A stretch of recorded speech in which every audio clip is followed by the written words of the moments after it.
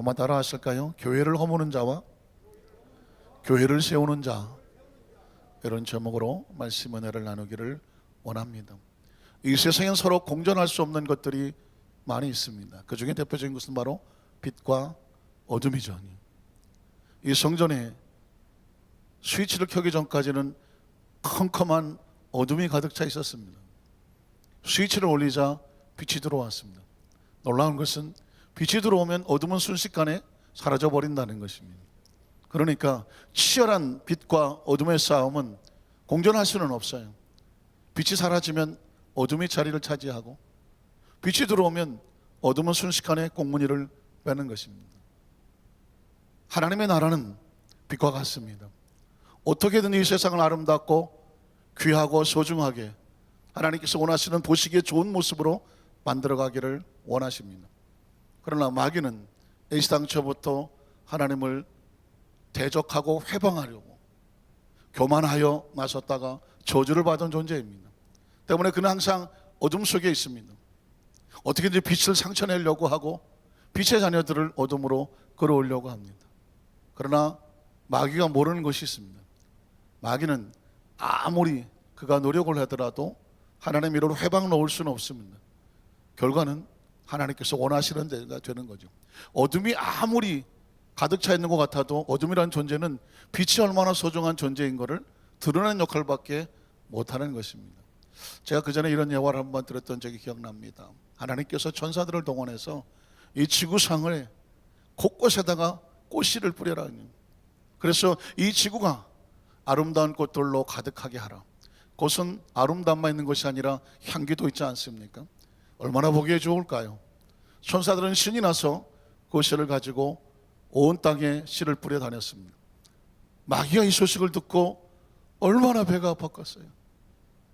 여러분, 남이 잘 되는 것, 남이 아름다워지는 것, 남이 보기 좋은 것을 보기 싫어하는 사람은 배후에 뭐가 있을까요? 하나님의 마음은 절대로 없어요. 남이 잘 되는 꼴이 보기 싫고 뭔가가 배가 아프고, 이건 마귀의 속성이거든요. 마귀가 큰일 났죠. 지구 아름다워지는 모습을 보기 싫어요. 그래서 회의를 합니다. 어떻게 할까? 그 중에 제법 똑똑한 놈이 이렇게 말하죠. 뭘 걱정하십니까? 천사가 씨를 뿌리면 그까지 그 대충 그냥 흙을 쳐발라서 감춰버리면 됩니다. 너밖에 없다야. 그래서 천사들이 씨를 뿌리러 가면 뒤에 이 졸개들, 마귀 졸개들은 계속 흙을 퍼다가 들이덮어버립니다. 죽어라 이놈아, 죽어라 이놈. 그날 저녁에 뭐 합니까? 당나발, 당신과 나의 발전을 위하여. 아유, 죄송합니다. 잘 모르시는 말을 써. 개나발, 개인과 나라의 발전을 위하여 회식을 하는 거죠. 회식을. 이제 뭐 하나님께서 아무리 꽃씨를 뿌려놔봤자 아마 실망하실 거다. 왜? 다 덮어버렸는데 뭐. 그들은 신이 나서 본인은 신이 나서 막 회의를 합니다. 뭐 회식을 하고 하죠. 그러다 큰일 났습니다. 며칠 뒤 어느 정도 지난 다음에 졸개 하나가 폐하, 뭐 폐하는 아니지만 달려와 지들끼리 와서 큰일 났습니다. 무슨 일이냐? 우리가 덮어놓은 땅에 꽃씨가 올라오기 시작합니다. 뭐야? 어찌 그런 일이? 이건 사극을 많이 봤기 때문에 따라할 수 있는 것입니다. 어찌 그런 일이 했더니 소인은 모릅니다. 줄기가 올라오고 싹이 붙기 시작하며 조만간에 온 천지가 꽃으로 향기로 가득할 것 같습니다. 사랑하는 성도 여러분, 그때 뒤늦게 갔습니다. 폐하, 우리가 속았습니다. 저 꽃씨는 덮어주는 사람이 필요한데 우리가 그 일을 하고 말았습니다. 마귀는 항상 하는 일이 그런 일입니다. 요셉이 꿈을 꿉니다. 꿈은 하나님의 씨앗과 같죠. 하나님께서 요셉에게 씨앗을 주셨습니다. 그 씨앗을 땅에 심게 만들었습니다. 마귀가 가만히 있나요? 형제들을 동원해서 저 꿈을 죽여버리자냐. 저 꿈을 죽여버리면 그 꿈이 어떻게 되겠냐. 팔아버리고 남의 집 쌀이하고 옥에다가 쳐놓고, 이건 전부 다 마귀가 덮어버리고, 이건 다 죽으라고 덮은 거예요. 살려고 한 게 아닙니다. 그리고 그날 저녁에 뭐 했을까요? 당나발 하겠죠. 또 갖다 붙이면 뭐 다 되는 거죠. 그러나 여러분 보십시오. 정확히 애굽에 내려간 13년 뒤에 놀랍게도 푸샥 하고 줄기가 하나 올라오는데 요셉의 꿈이 드디어 땅바닥을 뚫고 올라와서 거대한 총리나무가 됩니다. 그리고 그 백성을 살리는 역사가 나타납니다. 뒤늦게 마귀는 뒤통수를 칩니다. 애굽에 팔지 말았어야 됐어. 요셉이 남의 집 총리가 되는 것을, 그 아주 격리실장에 팔리는 것을 막았어야 됐어. 그 보리발의 아내가 열받아서 요셉을 감옥에 집어넣자고 할 때 그걸 막았어야 됐어. 여러분, 마귀는 늘 후회하는 존재입니다. 자기들은 자꾸 꿈을 죽이려고 하고 씨앗을 죽이려고 했지만 결국 하나님의 꿈은 이루어지는 줄로 믿습니다. 여러분, 교회는요 하나님의 꿈입니다. 교회는 이 세상에 하나님이 심어놓은 꿈이에요. 그리고 꽃씨와 같아요. 교회는 심어놓으면 거기서 아름다운 꽃들이 피어나서 그 교회를 통해서 온 세상을 아름답게 향기나게 하는 것입니다. 그 교회가 왕국시대로 가면 성전이 되는 것이고, 광야시대로 거슬러 올라가면 성막이 되는 것이고, 그 위에 족장시대로 올라가면 제단이 되는 것입니다. 노아는 방주에서 나와서 제일 먼저 한 것이 뭐냐면 야훼께 제단을 쌓았습니다. 하나님의 사람들이 하나님께 제단을 쌓는 곳은 씨앗을 뿌리는 것 같고 아름다운 생명이 움츠죠. 얼마나 아름다운 것입니까? 이 땅에서 가장 아름다운 것은 하나님의 사람들이 하나님 앞에 제단을 쌓는 것입니다. 3차원의 사람이 4차원의 하나님을 향하여 예배하는 것입니다. 찬양하는 것입니다. 어떻게 그렇게 할 수 있을까요? 하나님의 사람들이 하나님과 통하는 거기 때문에 그래요. 얼마나 화려하냐, 무슨 재물이 올라오니 별로 중요하지 않아요. 3차원의 인간이 4차원의 하나님과 통하더라. 이게 아름다운, 이게 놀라운 거죠. 아브라함도 믿음에서 손대자마자 그는 가는 곳마다 상스리 나무 밑에다 제단을 쌓고 야훼 이름을 불렀더라. 그게 아름다운 거예요. 겉모습은 아직 성전이 아니에요. 성막도 아닙니다. 그러나 하나님의 사람들이 곳곳에서 하나님을 불렀다는 것입니다. 여기서 무한산 우리 모든 성도들의 가슴과 생각 속에서 하나님의 이름이 불려지기를 주님의 이름으로 축원합니다. 너희 몸이 무엇이냐? 하나님의 성령이 거하시는 하나님의 성전이 아니냐. 성전은 하나님의 성령이 거하시는 곳이죠. 그곳에 예배가 있죠, 찬양이 있죠, 기도가 있는 거예요. 그게 아름다운 거예요. 아름다움은 무슨 뭐 얼마나 찍어바르냐가 아니라니까요. 얼마나 이 각도가 잘 잘렸냐가 중요한 게 아니라니까요. 그 속에서 누구의 이름이 불려지며 그 속에서 누구를 만났냐가 중요하다는 거죠. 물론 좀 자꾸 찍어 받기를 좀 잘 하시긴 하셔야 돼. 뭐 그게 꼭 잘못됐다는 건 아니에요. 그러나 중요한 것은 이 속에서 하나님의 이름이 불려져라. 제단이 있어라. 이곳에서 예배가 있어라는 거죠. 그것이 여러분 광야 시대, 모세의 굴난 광야 시대에 가면 뭐가 되나요? 성막이 되는 거예요. 그 믿음의 선배들이 쌓았던 그 제단이 이제는 숫자가 많아지니까 하나님께서 너희 가운데 거한다는 표시가 있어야 되지 않겠느냐. 나를 위해서 성막을 쌓아라, 성막을 지어라. 여러분 출애굽기 20장 23절 24절에 보면 하나님의 이름을 기념하면 하나님이 강림하신다고 말했습니다. 너희는 나를 비교해서 은으로나 금으로나 너희를 위해서 신상을 만들지 말고 내게 토단을 쌓고. 여러분 토단을 우습게 보면 안 됩니다. 하나님 앞에 쌓아놓은 곳이고 하나님과 만나는 곳이고 하나님의 이름을 부르는 곳이잖아요. 그 위에 내 양과 서로 내 번제와 화목제를 드려라. 제물과 제사와 예배입니다. 하나님을 만나는 것이죠. 그럼 어떤 일이 벌어질까요? 그 다음 절에 보니까 내가 내 이름을 기념하게 하는 곳이에요. 예배는 하나님의 이름이 기념되는 것입니다. 하나님 이름이 기념이 되어져야 되는 것이죠. 하나님 이름이 높임을 여기 받아야 되는 것이죠. 예배를 서비스라고 말하죠. 서비스라고 말합니다. 서비스는 뭐냐면 낮은 자가 손님을 대접하는 것처럼 최선을 다해서 혼서 봉사하는 겁니다. 예배는 서비스예요. 예배는 월십입니다. 최상의 가치를 옮겨드리는 것입니다. 우리가 예배에 나왔을 때 은혜 받으러 가자, 뭐 내가 뭘 하자 받으러 가는 것이 아닙니다. 내가 서비스하러 가는 곳입니다. 나의 가치를 올려드리는 것입니다. 그분이 높임을 받아야 되지 않습니까? 그분의 이름이 기념을 해야 되지 않겠습니까? 아까 우리 호수교구에서 오늘 컨셉을 교회로 잡았어요. 오늘 설교 제목이 누설이 됐는지 교회의 찬송, 교회에 대한 찬송 깜짝 놀랐습니다. 너무 감사했어요. 교회가 이랬으면 좋겠다라고 그러잖아요. 사람이 많은 것이 아니라 사랑이 많았으면 좋겠다고 하잖아요. 사람이 주목받는 것이 아니라 주님을 주목하는 교회였으면 좋겠다. 이게 다 뭐 교회론이거든요. 교회론. 우리가 하나님 앞에 나왔을 때 이런 심령이 되어야 된다. 교회론이 찬송으로 되어진 것이죠. 어떻습니까? 하나님의 이름이 저와 여러분을 통해서 기념이 돼야 돼요. 그분의 이름이 높여져야 돼. 어떻게 됩니까? 그러면 모든 곳에서, 그곳이 어디든지 내 이름을 기념하는 모든 곳에서 내게 임하여, 믿으십니까? 내게 임하여 내가 복을 주리라고 말했습니다. 그래서 예배가 아름다운 곳입니다. 예배는 하나님의 이름이 기념되는 곳이죠. 하나님이 임재하는 곳이죠. 그리고 뭐합니까? 하나님의 복이 임하는 곳이에요. 이 세상에 가장 아름다운 건 뭘까요? 복이에요. 하나님 자기 백성과 임재하셔서 주시는 복이란 말이죠. 꽃이 아름답지만 그 우리 인생의 영적인 꽃은 뭐냐면 하나님이 주시는 축복입니다. 내 이름을 기념하는 곳에 내가 강림하여 내게 복을 주리라 말씀하십니다.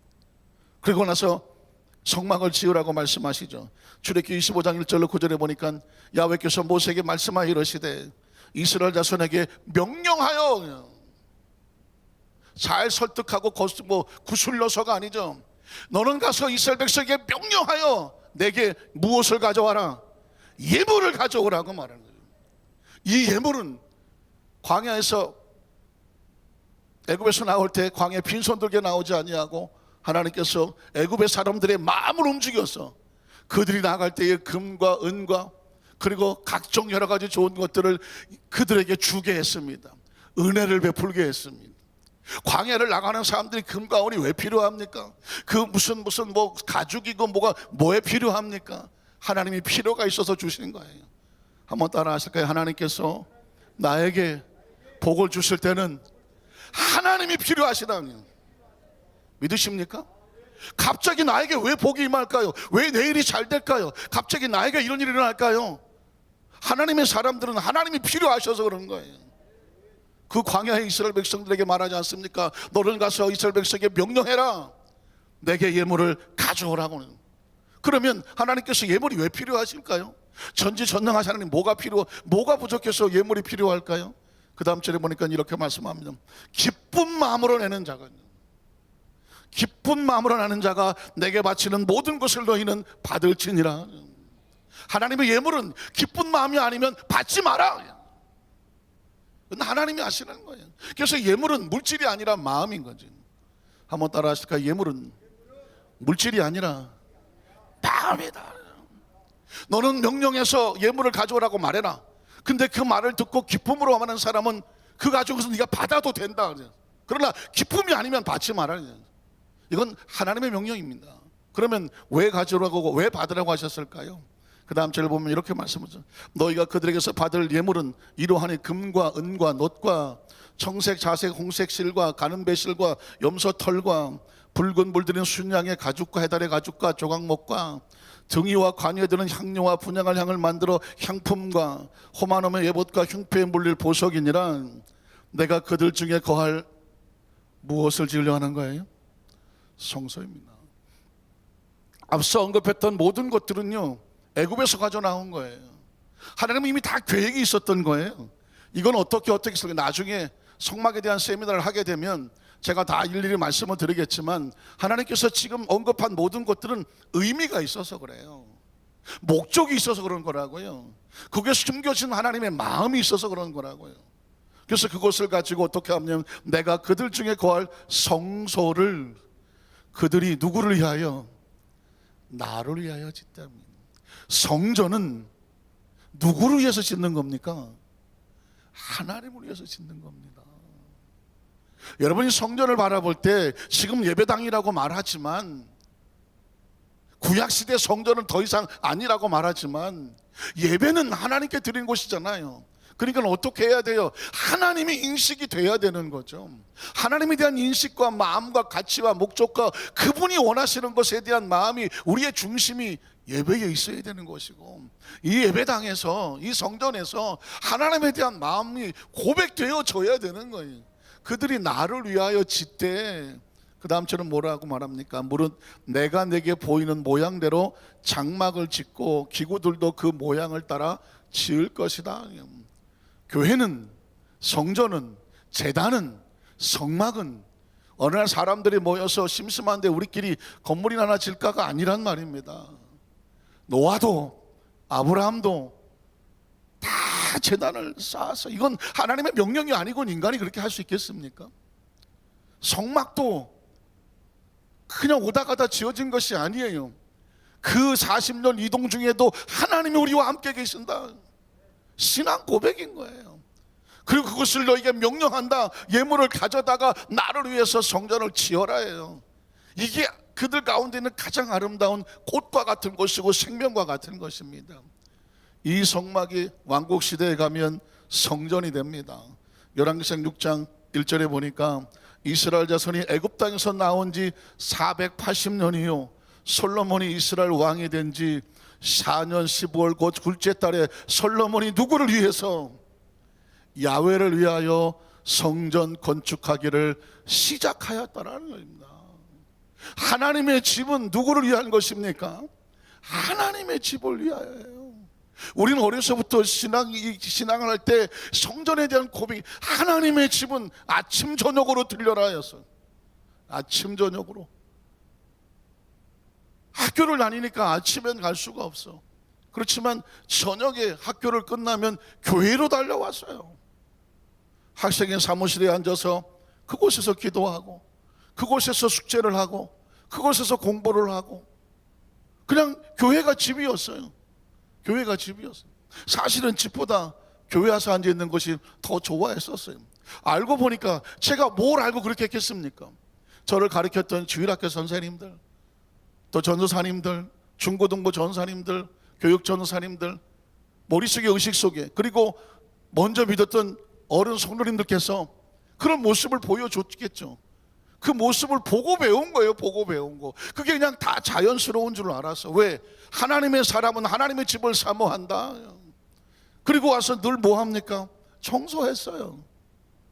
물걸레 갖다가 의자 닦고, 카텐 뒤에 먼지 닦고, 바닥 청소하고, 그래서 성전 강대상도 닦고, 우리가 드릴 학생의 예배실이니까 그냥 모이면 청소하고, 뭐 예배 준비하고, 주보 준비하고, 뭐 부흥회 준비하고, 그냥 뭐 제가 무슨 교회 집사도 아니고 무슨 교회에서 뭐 그거 하라고 시킨 것도 아니지만 늘 보고 배운 게, 교회 오면 나를 건신하고 하나님의 집을 갈고 닦더라고. 늘 새롭게 뭘 하더라고. 어떠십니까? 야훼를 위하여, 야훼를 위하여.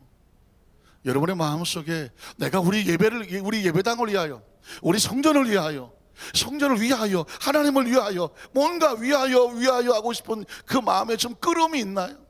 동함이 있으신가요? 좀 그 은혜가 임하시기를 주님의 이름으로 축원합니다. 다윗은 왕이지만 늘 마음이 힘들었어요. 나는 이런 왕궁에서 거하는데 야훼의 저 법궤는 그 시커먼 장막 뒤에 있으니 내 마음이 편하지 않아. 그래서 성전을 지으려고 많은 것을 준비했지만 하나님이 뭐라고 말씀하십니까? 너는 피를 너무 많이 흘렸어. 다 피를 너무 많이 흘렸어. 너를, 그 손을 통해서는 내가 성전을 짓지 못하게 하겠다. 네 아들 솔로몬이 성전을 짓게 해라. 사랑하는 성도 여러분, 다윗은 하나님 마음에 합한 자요, 그를 긍휼히 하나님이 여기셨지만, 그 죄를 용서받았지만 안타깝지만 피를 너무 많이 흘리니까 그 손으로는 성전을 짓지 못하게 하네. 성전을 짓는데도 자격이 있어. 성전을 위해서 헌신하는 것도 자격이 있더란 말이에요. 물론 예수 그리스도 안에 들어와 하나님의 자녀된 사람들에게는 그 어떤 죄도 예수님의 십자가의 보혈로 넉넉히 씻겨주셨기 때문에 이제 우리에게 그런 자격을 논하지는 않아요. 왜? 우리를 대신해서 누가 피 흘리셨나요? 예수님의 피를 흘리셨어. 그러니까 우리가 아무리 더럽고 추악하고 죄인 중에 괴수라고 할지라도 예수님의 보혈은 우리를 충분히 의롭게 합니다. 충분히 온전케 합니다. 충분히 새롭게 합니다. 충분히 하나님 보좌 앞에 당당히 나갈 수 있도록 우리를 지켜주시고 보호하시며 인정해 주시는 것이 바로 예수님의 보혈이에요.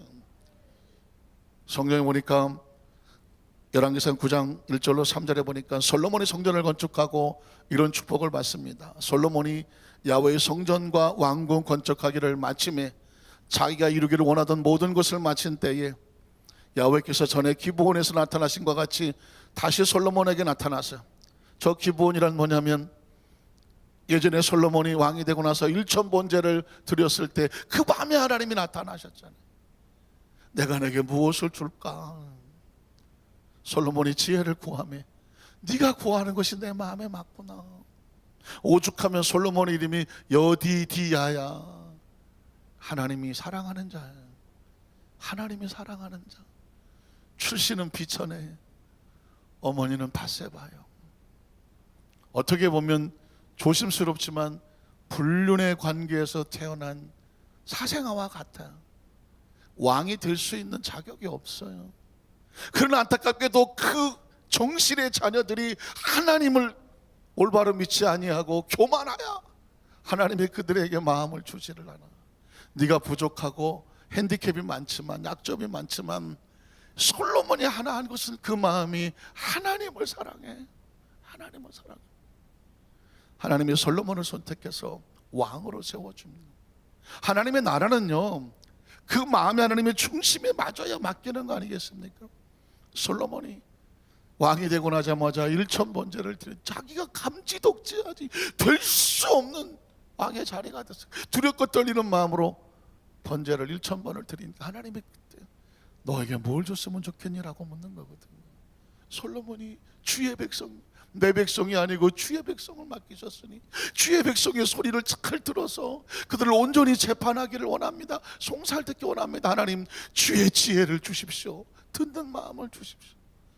솔로몬이 부와 부귀와 장수와 영화도 구하지 아니하고 재물도 구하지 아니하니 그 구하는 것이 하나님의 마음에 맞더라. 네가 구하지 아니하는 것도 내가 줄게. 그랬던 기브온에 나타났던 것처럼 오늘 또 나타나셨어.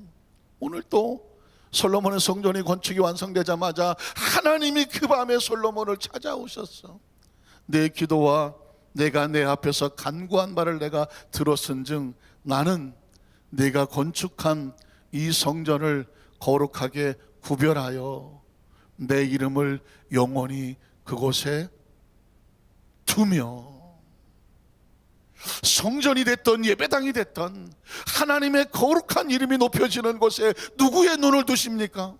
하나님의 눈을 두며.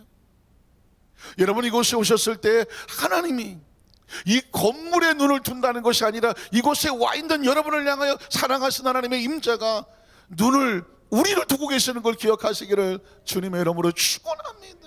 늘 하나님의 임재를 느껴야 돼요. 그분 앞에 면전의식이 있어야 되는 거예요. 내 눈길과 내 마음이 항상 거기 있을 것이다. 솔로몬이 지어놓은 그 성전에 하나님의 마음과 하나님의 눈길과 그 하나님이, 그 임재가 영원히 있을 것이니 이렇게 말씀을 했습니다.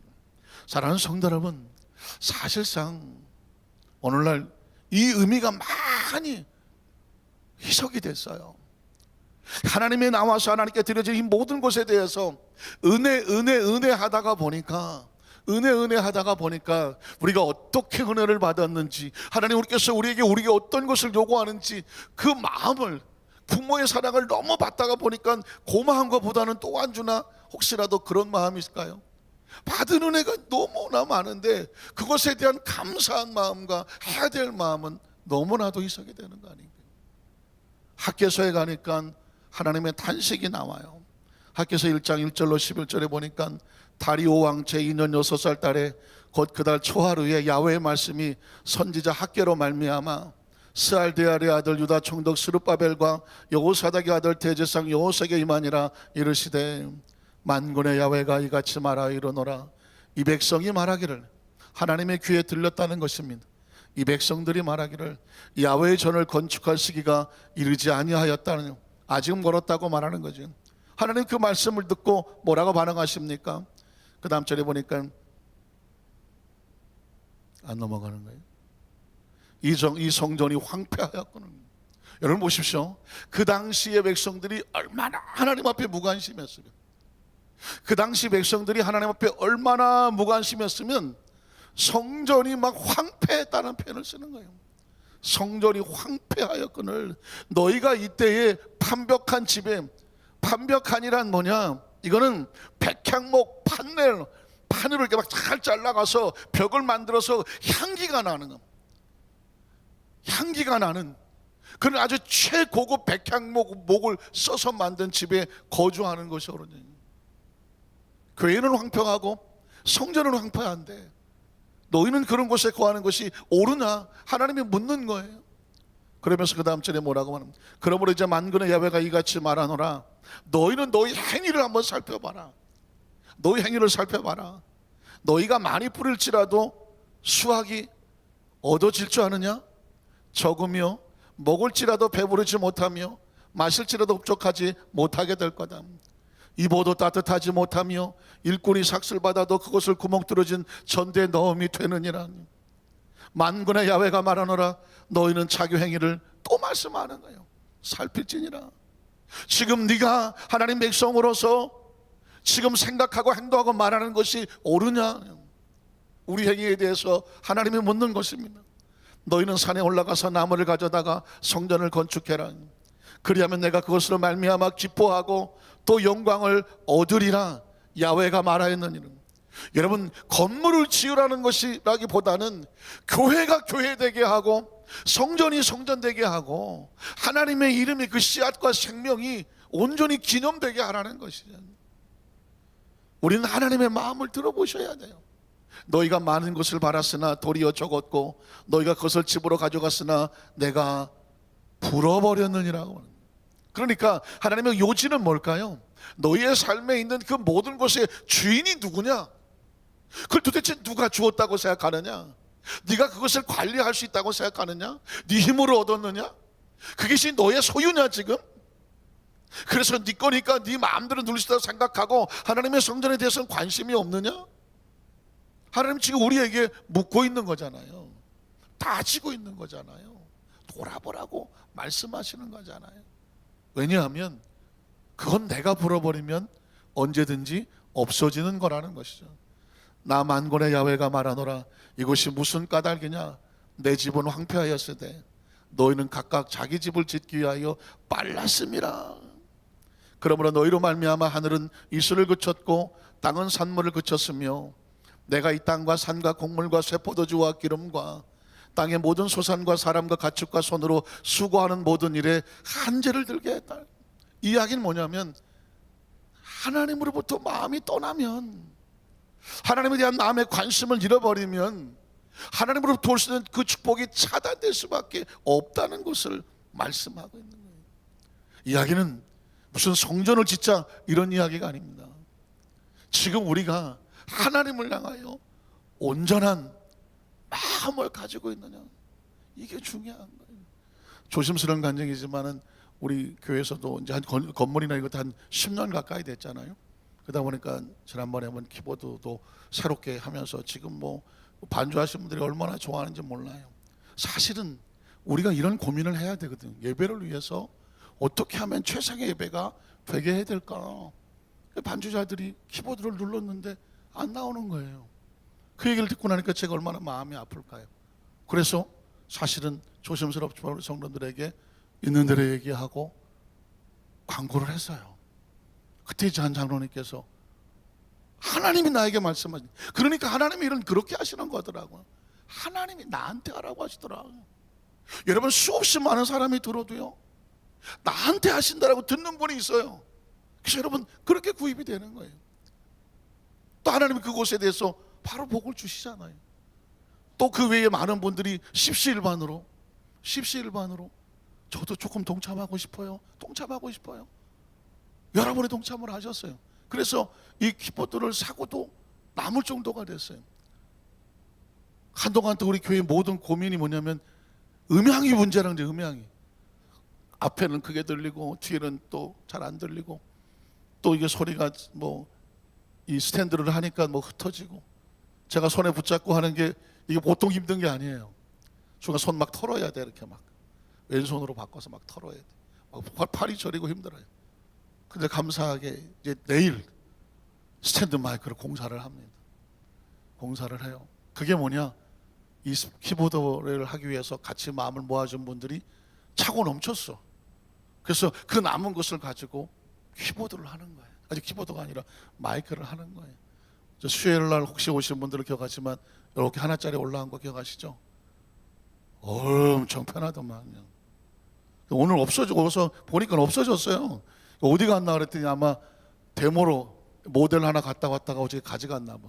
문자가 왔는데 내일 이제 공사를 해서 아마 이번 주일이면은 스탠드 마이크가 쓰게 될 거예요. 여러분, 우린 이런 고민을 해야 돼요. 교회는요, 음향이 제일 좋아야 돼요. 오신 분들이 정확하게 말씀을 들어야 되지 않아요? 그리고 무슨 악기와 이런 어떤 찬송과 예배하는 것들에 대해서 최상이 돼야 돼요.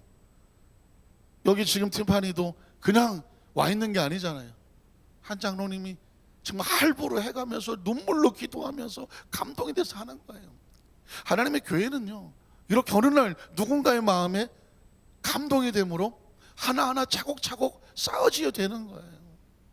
지금 고민이 뭐예요? 저 뒤에 계신 분이 지금 뒤에 화면이 스크린이 잘 안 보이신다는 거예요. 얘기 들은 지가 벌써 작년 후반기에 들었어요. 이걸 어떻게 하느냐? 뭘 어떻게 바꿔야지? 그래갖고 지난 주일날 우리 장로들하고 회의를 했어요. 회의를 하면서 어떻게 하느냐? 바꾸자. 그래서 운영위에서 결정을 해서 바꾸기로 했어요. 우리 바꾼다 그래도 한 몇 개월 걸리겠지 했는데 어떻게 일사천리로 해갖고 다음 주 월요일부터 공사를 한다네. 광고도 안 나갔는데 다음 주 월요일부터 공사를 해서 한 일주일 걸린답니다. 그래서 잘하면 다음 주 금요 철야 예배 때는 현재 나와 있는 여의도 순복음교회 본관에 걸려있는 그 정도의 품질과 스크린 어떤 그런 최고급 사양을 가지고 우리 하나님 우리 감사 박수 일단 할까요? 박수를 쳤으니까 뭐 어떻게. 그래서 지금 금요일 날 될 것 같고, 만약 금요일까지 안 되면 주일날 되겠죠. 그러면 이거 금액이 만만치 않잖아요. 그래서 우리 장로님들하고 같이 또 의논해서 작년에 재직 헌금 들어온 것 중에서 일단 계약 금액 2천만 원이 먼저 나가고 나머지 금액이 3,300만 원, 총액이 5,300만 원. 그러니까 이게 음향이 함부로 결정해서 할 게 아니잖아요. 근데 여러분 한 10년 이상은 또 쓰기, 이거 가지고 한 10년 썼잖아요. 10년 이상 가야 돼. 그래서 어떻게 하겠어요? 근데 다행히 그 회사에서 할부로 한 6개월 이상 할부로 해준다고 해갖고 물건부터 걸어놓는다네. 그래서 이제 다음 주 아마 금요일쯤은 걸릴 것 같고요. 안 되면 주일이고요. 그 나머지는 이제 우리가 같이 기도하면서 매주일마다 광고를 할 거예요. 우리가 한 3월달 한 달도 작정을 해서 마음의 소원이 와서 하나님께서 나에게 이때를 위해서 마음을 주시는가 보다. 마음의 소원이 생기시는 분들은 같이 동참하셔서 정말 예배에 좋은 음향과 또 좋은 스크린 영상을 통해서 저 뒤에 계신 분 구석구석 다 환히 볼 수 있도록. 이제 걱정은 이제 제가 큰 걱정이죠. 화장을 하고 올라와야 되겠죠. 스크린이 너무 해상도가 좋아서 어디에 점이 어떻게 박혔는지까지 지금 다 보일 정도고요. 아주 조그만 잔주름까지 다 보이네. 여기 흰머리 어디 있는 거 다 보일 참이에요. 할 수 없어요. 화장을 잘하고 이제 올라오는 수밖에 없는데 우리 성도님들이 같이 마음을 모아서 하나님께 아름다운 영상으로 오르시는 분들이 예배드릴 수 있도록 우리 성물이 돼서 하나님께 영광이 돌려지시기를 주님의 이름으로 축원합니다. 여러분 우리 하나님 우리 감사 박수 한번 할까요? 근데 많이 우리 성도들 참석을 좀 해주셔야 돼요. 왜냐하면 이것도 차고 넘쳐야 돼. 왜냐하면 지금 우리 교회에 또 해야 될 게 뭐예요? 에어컨 냉난방이에요. 저게 너무 시끄러워서 옆에 계신 분들이 싸워 막 발로 차. 시끄럽다고. 이게 잘 안 들린다는 거죠. 물론 한 10년 썼으니까 그렇게 될 수 있겠죠. 그래서 뭐 차고 넘치게 하나님 주셔서 하나씩 좀 좋은 소리 나지 않는 최신형으로 바꿔나가서 올 여름에는 시끄럽지 않게 냉방이 잘 돼도 예배 드릴 수 있었으면 좋겠습니다. 자, 교회는 하나님이 세워나가신다 그러는데 그래서 나오는 게 뭐냐면 교회를 하나님이 세워나가세요. 여러분 교회가 그냥 이루어진 것이 아니라 하나님이 세워나가는 거예요. 여러분 마태복음 16장 13절 20절에 보니까 예수께서 빌립보 가이사랴 지방에 이르러 제자들에게 물어 이르시되 사람들이 인자를 누구라 하느냐. 또 이르되 더러는 침례 요한, 더러는 엘리야, 어떤 에레미야나 선자 중에 하나라 하나이다. 이르시되 너희는 나를 누구라고 하느냐. 기억하시죠? 시몬 베드로가 대답하여 이르되 주는 그리스도시요 살아계신 하나님의 아들이시니이다. 예수께서 대답하여 이르시되 바요나 시몬아 내가 복이 있도다. 이를 내게 알게 하는 혈육이 아니요 하늘에서 내 아버지시니라. 그 다음 절이 중요한 거예요. 또 내가 내게 이르노니 너는 베드로라. 내가 이 반석 위에 교회란 말이 나오는 거예요. 내 교회를 세우리니. 누구의 교회라고 말해요? 예수 그리스도의 교회. 이제 예수 그리스도의 복음과 구원의 복음이 전 세계로 나가야 되는데 그 공동체 이름이 교회라는 거예요. 교회를 세우리니 음부의 권세가 이기지 못할 것이다.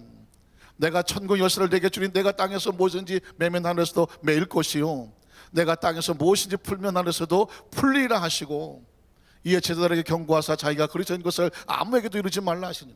교회는 예수께서 세우시고 예수님이 내 교회라고 말하고 신앙의 고백에 세워진 것이죠. 그러니까 그 교회의 뜻은 계속 이뤄나가야 되는데 안타깝게도 교회는 저항을 받아요. 21절 27절에 보면 이때로부터 예수 그리스도께서 자기가 예루살렘에 올라가 장로들과 대제사장들과 서기관들에게 많은 고난을 받고 죽임을 당하고 제3일에 살아날 것을 제자들에게 비로소 나타내시니 베드로가 예수를 붙들고 항변하여, 제가 말씀드렸겠죠, 이 원어는 예수의 멱살을 붙잡고 흔들었다라는 의미와 같아요. 얼마나 지금 베드로가 이성을 잃었는지 예수님을 멱살을 붙잡고 흔들 정도로 아주 강력한 항의였습니다. 누가 예수님의 멱살을 붙잡고 흔들 수 있겠습니까? 베드로가 그렇게 했다는 것입니다. 아니 우리는 모든 처자식을 버리고 그 어부의 직업도 버리고 당신을 따랐는데 당신이 죽어버리면 우린 뭐가 되냐, 이런 상황입니다. 그래서 안 된다라고 흔드는 거예요. 그런데 여러분, 예수님이 여기서 물렀으면 뭐가 무너집니까? 교회가 무너지는 거거든요. 예수님 말씀하는 겁니다. 주여 그리하지 마옵소서. 일이 결코 죽게 미치지 아니하리이다. 예수님 말씀 드리실까요? 예수께서 돌이키시면 베드로에게 이르시되 사탄아 내 뒤로 물러가라. 예수님은 교회를 세우고 사탄은 교회를 허뭅니다. 교회를 세우는 것은 그리스도의 일이고 교회를 무너뜨리는 것은 사탄의 일이거든요. 베드로는 지금 왔다 갔다 했어요. 신앙 고백 위에 교회가 세워졌는데 지금 예수님이 십자가에 죽으면 안 된다고 덤벼들었습니다. 겉으로 보면은 예수를 위한 것처럼 보였지만 예수님은 단호하게 말합니다. 사탄아 물러가라 그랬어요. 하나님 일을 막는 건, 교회를 세우는 것을 막는 것은 사탄이거든요. 사탄아 내 뒤로 물러가라. 너는 나를 넘어지게 하는 자로다. 내가 하나님 일을 생각하지 아니하고, 한번 따라하실까? 하나님 일을 생각하라는. 하나님의 사람은 계산하지 않아요. 하나님의 일을 생각하는 겁니다.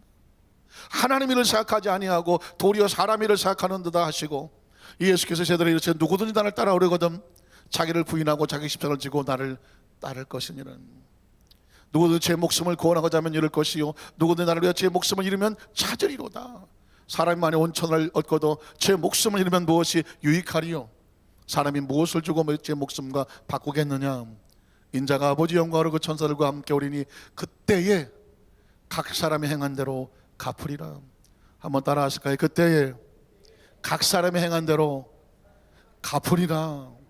교회를 위해서 세웠는지 교회를 무너뜨렸는지 각 사람이 행한 대로 갚으리라.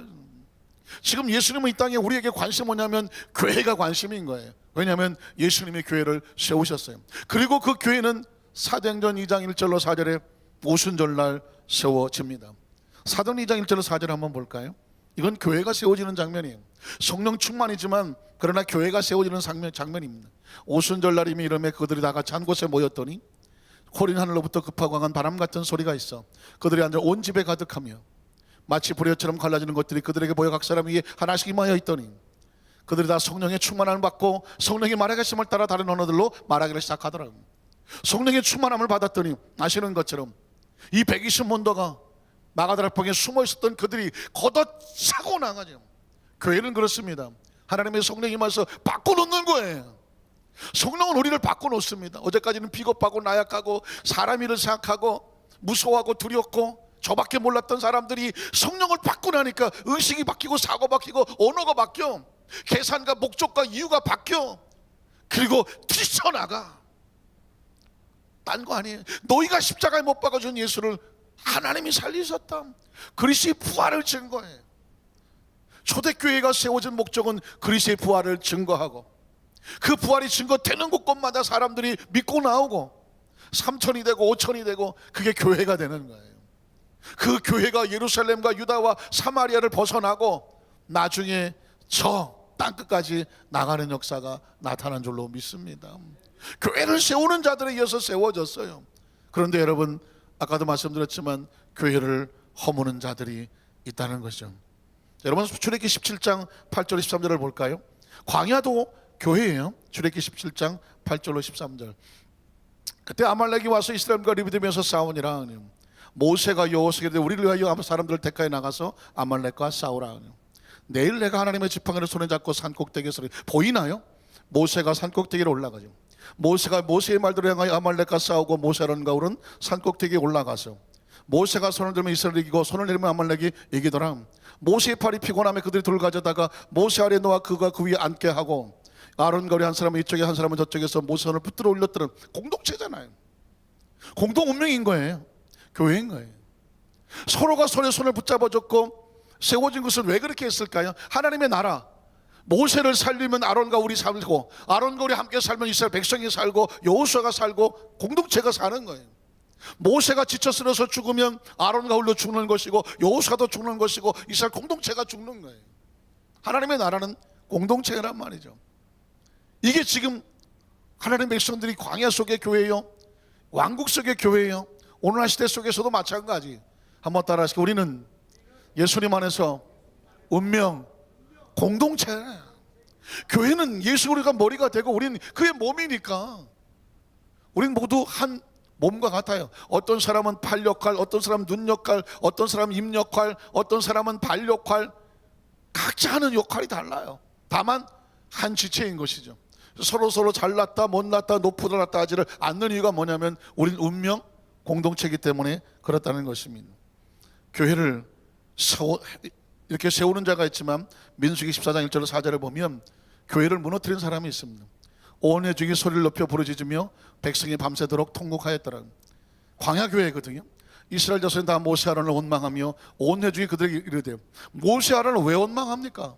우리가 애굽 땅에서 죽었거나 이 광야에서 죽었으면 좋았을 것을 어찌하여 야훼가, 하나님에게 불만인 사람은요 영적인 지도자에게 도전을 합니다. 이게 교회를 허무는 거예요. 아주 무서운 겁니다.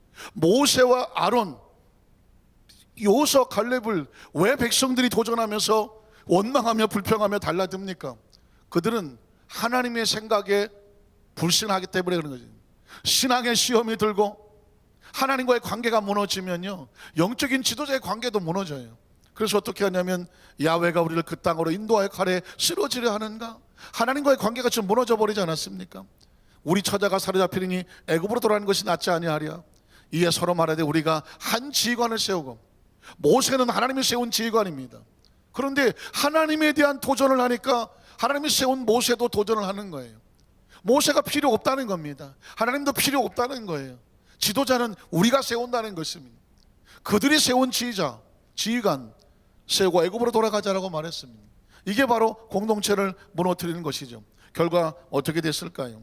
우리가 잘 아는 것처럼 민수기 14장 34절로 38절에 보면, 너희는 그 땅을 정탐한 날 수인 40일의 하루를 1년으로 쳐서 그 40년간 너희의 죄악을 담당할지니 너희는 그제서야 내가 싫어하면 어떻게 되는지를 알리라 하셨다 하라.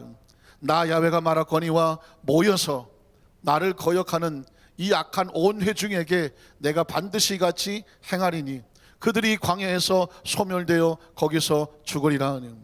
모세의 보냄을 받고 땅을 정탐하고 돌아와서 그 땅을 악평하여 온 회중이 모세를 원망하게 한 사람이에요. 그 공동체를 허물며 무너지며 쓰러지게 한 사람이에요. 그러고서도 그가 살아남을 것을 기대한다는 것은 무서운 일이죠. 곧 그 땅에 대하여 악평한 자들은 야훼 앞에서 재앙으로 죽었고, 그 땅을 정탐하러 갔던 사람들 중에서 오직 눈의 아들 여호수아와 여분의 아들 갈렙은 생존하더라고요. 이 광야도 교회라고 말하거든요. 그 교회를 세우는 자가 있는가 하면 교회를 허무는 자가 있는 거예요. 말씀을 정리하기를 원합니다.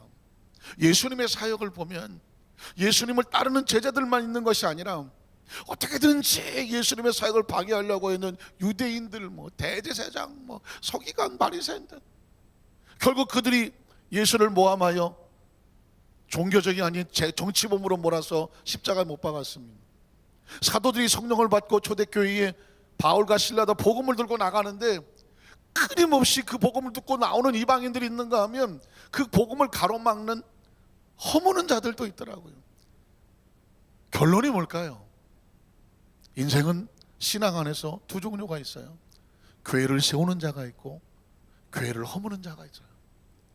교회를 세우는 자는 하나님을 사랑하기 때문에 하나님의 마음인 교회를 세우는 거예요.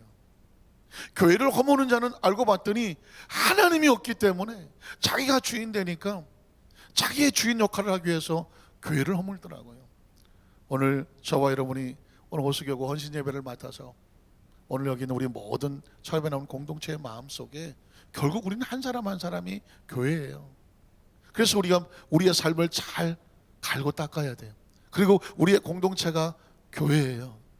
결국은 우리는 아까 예수님 말씀하신 것처럼 인자가 올 때에 각 사람이 행한 대로 갚으리라, 교회 이야기를 하고 있거든요. 그 예수 그리스도 세우신 교회를 위해서 네가 어떻게 행했는지 행한 대로 갚을 거다.